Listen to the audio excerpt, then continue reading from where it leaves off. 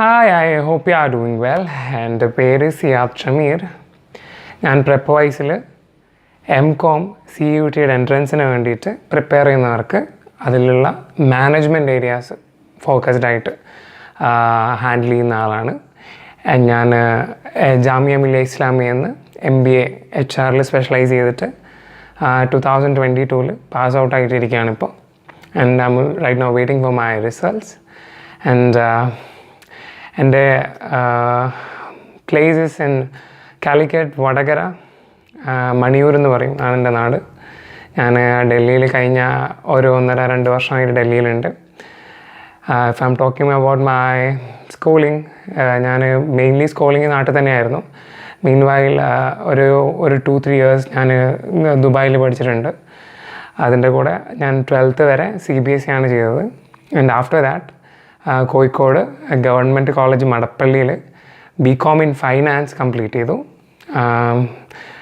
If you asking further ഒരു way എങ്ങനെയായിരുന്നു വെച്ച് കഴിഞ്ഞാൽ, എൻ്റെ ഒരു പ്ലാൻ എന്തായെന്ന് വെച്ച് കഴിഞ്ഞാൽ B.Com കഴിഞ്ഞതിന് ശേഷം I will take 1 year break and I will prepare thoroughly for CAT. അത് കഴിഞ്ഞിട്ട് CATൻ്റെ ബേസിൽ നല്ല സ്കോർ കിട്ടുകയാണെങ്കിൽ അതിനനുസരിച്ച് നല്ലൊരു സ്കൂളിൽ പഠിക്കാൻ പോവുക എന്നുള്ളതായിരുന്നു എൻ്റെ ഒരു പ്ലാൻ. അപ്പോൾ ഈ ഒരു ക്വസ്റ്റ്യൻ അബൌട്ട് MBA എന്നുള്ളൊരു സാധനം ഉണ്ടല്ലോ, എന്തിന് MBA ഞാൻ ആഗ്രഹിച്ചു എന്നുള്ളൊരു ചോദ്യം, അതിന് ഞാൻ ഉത്തരം പറയാൻ ശ്രമിക്കുകയാണെങ്കിൽ, ഞാൻ പണ്ട് ഒരു ചെറുപ്പത്തിൽ തന്നെ ബിസിനസ് എന്നും അതേപോലെ തന്നെ കോർപ്പറേറ്റ് വർക്കിംഗ് എന്നുള്ള കാര്യങ്ങളൊക്കെ അധികവും കേട്ടുകൊണ്ടിരുന്നൊരു സാധനമാണ്. പിന്നെ 10th ഒക്കെ കഴിയാനായ സമയത്തും ആ ഒരു സമയത്തൊക്കെ എനിക്ക് പ്രത്യേകിച്ച് എൻജിനീയറിങ്ങിനോടോ ഒരു സയൻസ് ബാക്ക്ഗ്രൗണ്ടിനോടോ ഒന്നും പ്രത്യേകിച്ചൊരു താല്പര്യമില്ലായിരുന്നു. അപ്പം ബാലൻസ് ആയിട്ട് എൻ്റെ മൈൻഡിൽ എപ്പോഴും ഉണ്ടായിരുന്നതെന്ന് പറഞ്ഞു കഴിഞ്ഞാൽ കൊമേഴ്സാണ്. അപ്പോൾ അതുകൊണ്ട് 10th ഒരു ടൈമിലൊക്കെ തന്നെ മൈൻഡിൽ ഉണ്ടായിരുന്നു +1 +2 കൊമേഴ്സ് പഠിക്കുക, അതിനുശേഷം B.Com BBA എവിടെയെങ്കിലും പഠിക്കുക, അതിനുശേഷം ഒരു MBA ചെയ്യുക. അതായിരുന്നു എൻ്റെ ഒരു റോഡ് പ്ലാൻ എന്ന് പറയുന്നത്. ആ ഒരു പ്ലാന് എത്രത്തോളം ശരിയായിരുന്നു എന്ന് ഇനിയും അറിയാനുണ്ട്. പക്ഷേ MBAയിലേക്ക് എത്തുന്ന സമയത്ത് MBA തന്നെയാണ് എടുക്കേണ്ടതെന്ന് ചെറുപ്പത്തിലുള്ളൊരു തോന്നലിനേക്കാളും അത് കുറച്ചും കൂടിയും ഉറച്ചതെപ്പാന്ന് വെച്ച് കഴിഞ്ഞാൽ, ഞാൻ ഡിഗ്രി പഠിക്കുന്ന കാലഘട്ടത്തിൽ ഞാൻ വളരെ ആക്റ്റീവായിരുന്നു കാര്യങ്ങളൊക്കെ. NCC അതേപോലെ സ്പോർട്സ്, ക്യാമ്പസിലെ കോളേജിൻ്റെ ടീമിന് ക്യാപ്റ്റനായിട്ട് ഒക്കെ ഉണ്ടായിരുന്നു, ബേസ്ബോളിൻ്റെയും സോഫ്റ്റ് ബോളിൻ്റെയൊക്കെ. അതിൻ്റെ കൂടെ തന്നെ ഇൻഡിവിജ്വൽ ഐറ്റംസ് ആയിട്ടുള്ള മാർഷൽ ആർട്സ് ആയിട്ടുള്ള ജൂഡോ, കരാത്തെ അതൊക്കെ ഞാൻ ചെയ്യാറുണ്ടായിരുന്നു. അതേപോലെ തന്നെ സ്റ്റേറ്റ് ലെവലിൽ മെഡൽസും അതേപോലെ നാഷണൽ പാർട്ടിസിപ്പേഷനൊക്കെ ഞാൻ ജൂഡോയിൽ ചെയ്തിട്ടുണ്ട്. അതേപോലെ കരാത്തയിലും അതേപോലെ കുറേ മെഡൽസും അതേപോലെ അച്ചീവ്മെൻറ്റ്സൊക്കെ ആ ഒരു രീതിയിൽ സ്പോർട്സ് ഒരു സൈഡിൽ നന്നായിട്ട് പോകുന്നുണ്ടായിരുന്നു. അതിൻ്റെ കൂടെ തന്നെ NCC ഞാൻ നന്നായിട്ട് തന്നെ കൊണ്ടുപോയിരുന്നു. അതേപോലെ തന്നെ മടപ്പള്ളി കോളേജിൽ കിട്ടാനുള്ള മാർക്കൊന്നും ശരിക്കും എനിക്കില്ലായിരുന്നു. കാരണം ഗവൺമെൻറ് കോളേജ് മടപ്പള്ളിയിൽ B.Com ആ സമയത്തൊക്കെ അഡ്മിഷൻ കിട്ടണമെങ്കിൽ കുറഞ്ഞതൊരു 92% മാർക്കിൻ്റെ മേലെങ്കിലും വേണം. അന്ന് ശരിക്കും പറഞ്ഞാൽ എനിക്കുണ്ടായിരുന്നത് 73% മാർക്കായിരുന്നു. പക്ഷേ ഞാനവിടെ കിട്ടാൻ കാരണം എനിക്ക് സ്പോർട്സ് കോട്ടയിലാണ് അവിടെ സീറ്റ് കിട്ടുന്നത്. അപ്പോൾ അതുകൊണ്ട് തന്നെ സ്പോർട്സും കാര്യങ്ങളൊക്കെ ആയിട്ട് നല്ല അടിപൊളിയായിട്ട് ക്യാമ്പസ് ഫിനിഷ് ചെയ്തു. അപ്പോൾ ആ കാലഘട്ടത്തിലൊന്നും പ്രത്യേകിച്ച് സ്റ്റഡീസിലൊന്നും ഭയങ്കര ഫോക്കസ്ഡ് ഒന്നും ആയിരുന്നില്ല, സ്വന്തമായിട്ട് ഇരുന്ന് പഠിക്കുക അങ്ങനത്തെ കാര്യങ്ങളൊന്നും ഉണ്ടായിരുന്നില്ല. പക്ഷേ ക്യാമ്പസിൽ പോയി കഴിഞ്ഞാൽ ക്ലാസ്സിൽ ഇരിക്കുന്ന സമയത്തൊക്കെ നന്നായിട്ട് ഇരിക്കുകയും മനസ്സിലാക്കുകയും ടീച്ചേഴ്സൊക്കെ ആയിട്ട് നന്നായിട്ട് ഇൻട്രാക്റ്റ് ഒക്കെ ചെയ്യുന്നത് കൊണ്ട് തന്നെ കാര്യങ്ങളൊക്കെ കുറച്ചുകൂടി ക്ലാരിറ്റിയോടുകൂടി മനസ്സിലാക്കാൻ ക്ലാസ്സിൽ നിന്ന് തന്നെ അധികം പറ്റാറുണ്ട്. അതൊക്കെയാണ് എന്നെ അക്കാഡമിക്കലി ഹെൽപ്പ് ചെയ്തത്. ഇപ്പോൾ ചോദിക്കുകയാണെങ്കിൽ MBAക്ക് ശേഷവും ചോദിക്കുകയാണെങ്കിൽ വളരെ സ്റ്റുഡിയസ് ആയിട്ടുള്ള ഒരു സ്റ്റുഡൻ്റ് ആണോ ഞാൻ എന്നുള്ളൊരു ചോദ്യം ചോദിക്കുകയാണെങ്കിൽ അല്ല എന്ന് തന്നെയാണ് ശരിക്കും എനിക്ക് പറയാനുള്ളത്. പക്ഷേ ക്യാമ്പസിലും അതേപോലെ തന്നെ ജാമിയയിൽ ഞാൻ എത്തുന്നത് 2021 ഒരു ടൈമിലാണ്. 1 സ്റ്റാർട്ടിങ് ടൈമിലാണ് ഞാൻ ശരിക്കും ജാമ്യ കാണുന്നതും ജാമ്യ അനുഭവിക്കുന്നതൊക്കെ. കൊറോണയും കാര്യങ്ങളൊക്കെ ആയതുകൊണ്ട് തന്നെ ജാമ്യയിൽ പോകാനും അതേപോലെ തന്നെ ക്ലാസ്സുകൾ ഓഫ്ലൈനായിട്ട് കിട്ടാനൊക്കെ കുറേ ബുദ്ധിമുട്ടുണ്ടായിരുന്നു.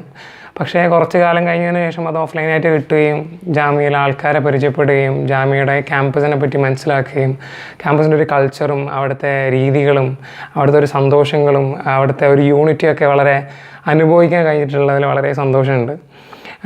മറ്റുള്ള വേറെ ഏതെങ്കിലും ഒരു യൂണിവേഴ്സിറ്റി അല്ലെങ്കിൽ ഒരു സ്കൂളിൽ ഞാൻ MBA ചെയ്യുകയായിരുന്നെങ്കിൽ ഈ രീതിയിലുള്ള ഒരു ഹോളിസ്റ്റിക് ആയിട്ടുള്ള ഒരു എക്സ്പീരിയൻസ് അധികവും എനിക്ക് കിട്ടാനുള്ള സാധ്യത കുറവായിരുന്നു എന്നാണ് എനിക്ക് തോന്നുന്നത്.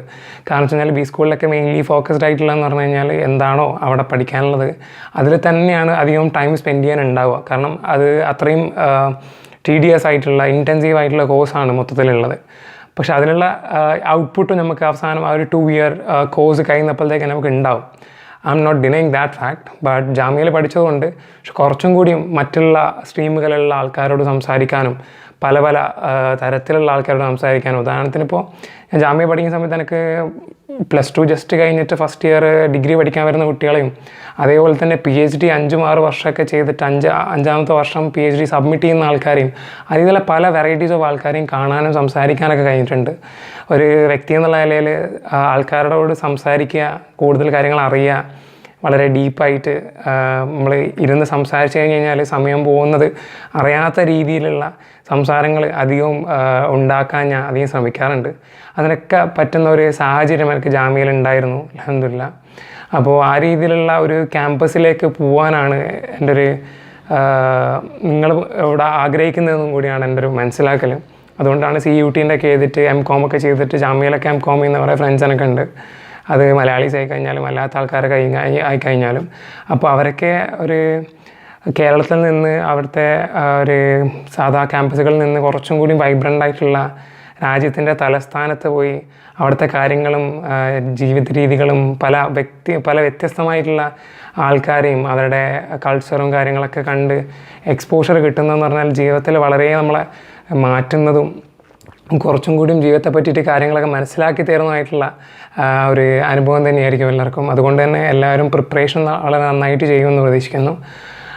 അതിൻ്റെ കൂടെ മറ്റുള്ള കുറച്ച് കാര്യങ്ങൾ പറയുകയാണെങ്കിൽ ഞാൻ ഏകദേശം ഇപ്പോൾ നമുക്ക് അക്കാഡമിക് ഇയേഴ്സ് ചോദിക്കുകയാണെങ്കിൽ LKG UKG 2 വർഷം, പിന്നെ 10 വർഷം സ്കൂളിൽ 12 വർഷമായി, +2 കൊല്ലം 11th and 12th, മൊത്തം 14 വർഷമായി. അത് കഴിഞ്ഞിട്ട് വീണ്ടും ഒരു 3 കൊല്ലം ഡിഗ്രിക്ക്, അപ്പോൾ 17 വർഷമായി. അത് കഴിഞ്ഞിട്ട് പിന്നെ 2 കൊല്ലം നമ്മൾ ഡിഗ്രിക്ക് ശേഷം PG ചെയ്യുന്നു.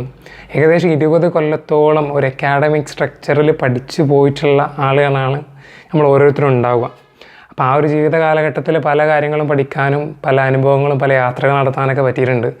അതിലൊക്കെ കുറേ കാര്യങ്ങൾ മനസ്സിലായിട്ടുണ്ട്. അപ്പോൾ ഇതുമായിട്ട് ബന്ധപ്പെട്ടിട്ട് Prepwise-ൽ അപ്ലൈഡ് ആയിട്ട് Prepwise-ൽ പഠിക്കുന്ന സ്റ്റുഡൻസ് ആയിട്ടുള്ള ആൾക്കാരായിരിക്കും മേ ബി ഭൂരിപക്ഷം നിങ്ങൾ. അപ്പോൾ അങ്ങനെയുള്ളൊരു സാഹചര്യത്തിൽ പണ്ടും ശരിക്കും പറഞ്ഞാൽ ഈ ഒരു രീതിയിലുള്ളൊരു മെൻറ്റർഷിപ്പോ അല്ലെങ്കിൽ ഒരു സ്ട്രക്ചേർഡ് ആയിട്ട് ക്ലാസ്സുകൾ കിട്ടുന്ന ഒരു സംഭവം എനിക്ക് പണ്ട് എൻ്റെ പ്രിപ്പറേഷൻ ടൈമിലൊന്നും എനിക്ക് അങ്ങനെ കിട്ടിയിരുന്നില്ല. പക്ഷേ ഈ രീതിയിലുള്ള ഒരു സ്ട്രക്ചേർഡ് ആയിട്ടുള്ള കാര്യങ്ങളൊക്കെ കിട്ടുന്നത് വളരെ നല്ല രീതിയിലുള്ള പ്രിപ്പറേഷനൊക്കെ ഉപകാരപ്പെടുത്തുന്നുണ്ട് എന്ന് ഞാൻ പ്രതീക്ഷിക്കുന്നു. അതിൻ്റെ കൂടെ കുറച്ച് കാര്യങ്ങൾ പറയാൻ ആഗ്രഹിക്കുന്നതെന്ന് വെച്ച് കഴിഞ്ഞാൽ, നിങ്ങൾ ഇപ്പോൾ 12th കഴിഞ്ഞിട്ട് അല്ലെങ്കിൽ മറ്റു പല കോഴ്സുകളിലും ഉള്ള ആൾക്കാരായിരിക്കും.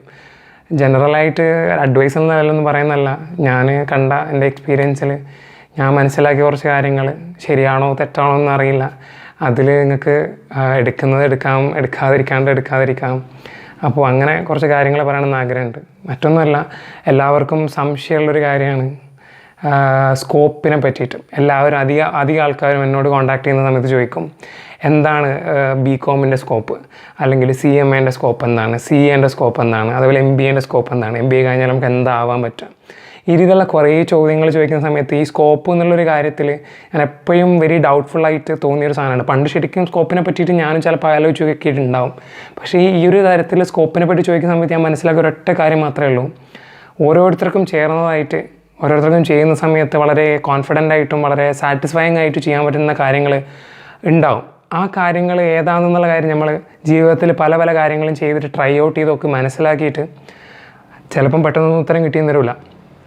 ഉദാഹരണത്തിന് ഇപ്പോൾ ഫൈനാൻസ് എടുക്കണോ, HR എടുക്കണോ, മാർക്കറ്റിംഗ് എടുക്കണോ എന്നുള്ള ചോദ്യങ്ങൾ ഇങ്ങനെ പല ആൾക്കാരും ചോദിക്കും.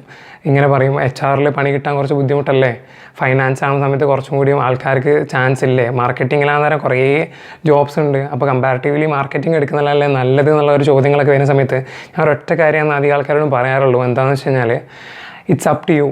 സ്കോപ്പ് മാർക്കറ്റിന് മാത്രമല്ല, സ്കോപ്പ് നിങ്ങൾക്കും കൂടിയാണ്. അപ്പോൾ നിങ്ങളുടെ സ്കോപ്പ് എന്ന് പറയുന്നത് നിങ്ങൾ എത്രത്തോളം ആ ഒരു പെർട്ടിക്കുലർ ഫീൽഡ്, നിങ്ങൾ ഏതാണോ ഫീൽഡ് ചൂസ് ചെയ്യുന്നത് ആ ഫീൽഡിൽ എത്രത്തോളം എക്സ്പേർട്ടാണ് നിങ്ങളുള്ള കാര്യത്തിലാണ്. അപ്പോൾ ഞാൻ HR ആണ് ചൂസ് ചെയ്തത്. HR എടുക്കാൻ കാരണം എന്ന് വെച്ച് കഴിഞ്ഞാൽ എനിക്ക് കൂടുതലും മനുഷ്യന്മാരുമായിട്ട് ബന്ധപ്പെട്ടുള്ള കാര്യങ്ങളിലാണ് ഇൻക്ലൂഡ് ചെയ്യാനുള്ള കാര്യം. കാരണം വെച്ച് കഴിഞ്ഞാൽ ഒരു ഓർഗനൈസേഷനിൽ ഫൈനാൻസ് ആയി കഴിഞ്ഞാലും മാർക്കറ്റിംഗ് ആയി കഴിഞ്ഞാലും ലോജിസ്റ്റിക്സ് ആയി കഴിഞ്ഞാലും പല പല ഡിപ്പാർട്ട്മെൻറ്റ്സ് ഉണ്ട്. ആ പല പല ഡിപ്പാർട്ട്മെൻറ്റ്സിലും വളരെ കോമൺ ആയിട്ടുള്ളൊരു സാധനം എന്ന് വെച്ച് കഴിഞ്ഞാൽ എല്ലാവരും മനുഷ്യന്മാർ തന്നെയാണ് ആ ഡിപ്പാർട്ട്മെൻറ്റിലുള്ളത്. അവർ തന്നെയാണ് ഒരു സ്ഥാപനത്തിൻ്റെ മാർക്കറ്റിംഗ് ആയി കഴിഞ്ഞാലും ഫൈനാൻസ് ആയി കഴിഞ്ഞാലും എല്ലാ കാര്യങ്ങളും ഹാൻഡിൽ ചെയ്യുന്നത്. അതുകൊണ്ട് തന്നെ അവിടുത്തെ ഹ്യൂമൻ റിസോഴ്സിനെ നമ്മൾ എത്ര നല്ല രീതിയിൽ മുമ്പോട്ട് കൊണ്ടുവരുന്നോ അതിനനുസരിച്ചിരിക്കും ആ ഒരു ഓർഗനൈസേഷനെ മുമ്പോട്ട് വരുത്തുന്നുള്ളൊരു മനസ്സിലാക്കലാണ് ശരിക്കും പറഞ്ഞാൽ എച്ച് ആറിന് അത്രത്തോളം വലിയൊരു റോൾ ഒരു ഓർഗനൈസേഷനിൽ പ്ലേ ചെയ്യാനുണ്ട് എന്നുള്ള കാര്യം മനസ്സിലാക്കാൻ കഴിഞ്ഞത്. അപ്പോൾ എച്ച് ആറും ഡിസൈഡ് ചെയ്യുന്ന പല പല കാര്യങ്ങളും ഒരു പെർട്ടിക്കുലർ ആപ്ലിക്കൻറ്റിനെ എടുക്കണോ, അയാളെ ഒരു ലീഡർഷിപ്പ് പൊസിഷനിലേക്ക് പ്രൊമോട്ട് ചെയ്യണോ, ഈ രീതിയിലുള്ള പല പല കാര്യങ്ങൾ ഒരു എച്ച് ആറുമായിട്ട് ബന്ധപ്പെട്ടിട്ട് തീരുമാനങ്ങൾ എടുക്കാനുണ്ടാവും. ആ തീരുമാനങ്ങൾ പലതും വലിയ രീതിയിൽ ഇമ്പാക്റ്റ് ഉണ്ടാക്കുന്നതാണ്. കാരണം നല്ല രീതിയിലുള്ളൊരു വ്യക്തിയെ ആ ഒരു കമ്പനീൻ്റെ ഒരു ബോട്ടം ലെവലിൽ നിന്ന് അപ്ലിഫ്റ്റ് ചെയ്തുകൊണ്ട് മുമ്പോട്ട് കൊണ്ടുവന്നു കഴിഞ്ഞാൽ കമ്പനിക്ക് തന്നെയാണ് അതിൻ്റെ ഒരു ഉപകാരം ഉണ്ടാവുക. അപ്പോൾ ആ രീതിയിൽ വളരെ ഉൾക്കാഴ്ചയോടുകൂടിയും വളരെ ഫോർകാസ്റ്റിങ്ങോടുകൂടിയും പല പല കാര്യങ്ങൾ ഒരു ഓർഗനൈസേഷനിൽ ചെയ്ത് കഴിഞ്ഞാൽ ഓർഗനൈസേഷനിൽ ലോങ് ടേമിൽ വലിയ വലിയ മാറ്റങ്ങൾ ഉണ്ടാക്കാൻ കഴിയുന്ന ഒരു ഏരിയയാണ് എച്ച് ആർ. അതുകൊണ്ടാണ് ഞാനതെടുത്തത്. അത് വളരെ റിലേറ്റിംഗ് ആയിട്ട് എൻ്റെ ജീവിതത്തിൽ എനിക്ക് തോന്നിയത് കൊണ്ടാണ് ഞാൻ അതിൽ പോയി കഴിഞ്ഞാൽ എനിക്ക് കുറച്ചും കൂടി നല്ല രീതിയിൽ പെർഫോം ചെയ്യാൻ പറ്റുന്നു. ആ പെർഫോമൻസ് ഉണ്ടായിക്കഴിഞ്ഞാൽ സ്വാഭാവികമായിട്ടും എനിക്ക് മാർക്കറ്റിൽ സ്കോപ്പ് ഉണ്ടാകുന്നുള്ളൊരു കാര്യം മനസ്സിലാക്കാൻ കഴിഞ്ഞത്. ജോബുകളുടെ എണ്ണം കുറവാണെങ്കിലും ആ ജോബുകളെല്ലാം ചെയ്യാൻ ആൾക്കാർ ആവശ്യമുണ്ട്. അപ്പോൾ അതിൽ ഏറ്റവും നല്ല ആൾക്കാരായിട്ട് നമ്മൾ ഓരോരുത്തരും മാറുക എന്നാണ്. അല്ലാതെ നമ്മൾ പോയിട്ട് ഏതെങ്കിലും ഒരു സ്കോപ്പുള്ള ഏരിയാസ് പോയി എടുക്കുക എന്നുള്ളത് മാത്രമല്ല, സ്കോപ്പ് നോക്കണം. സ്കോപ്പ് നോക്കുന്നതിന് പുറമേ നമുക്കത് പറ്റുമോ നോക്കണം. കാരണം എത്ര സ്കോപ്പുള്ള സ്ഥലമാണെങ്കിലും നമ്മളതിൽ എക്സൽ ചെയ്യുന്ന ഒരാളല്ല എങ്കിൽ ആ സ്കോപ്പുള്ള മേഖലയിൽ ഏറ്റവും താണ തട്ടിലുള്ള ഒരു ജോബിലായിരിക്കും നമ്മൾ സെറ്റിൽ ആകേണ്ടി വരിക. അതേ സ്ഥാനത്ത് സ്കോപ്പ് കുറവാണെങ്കിലും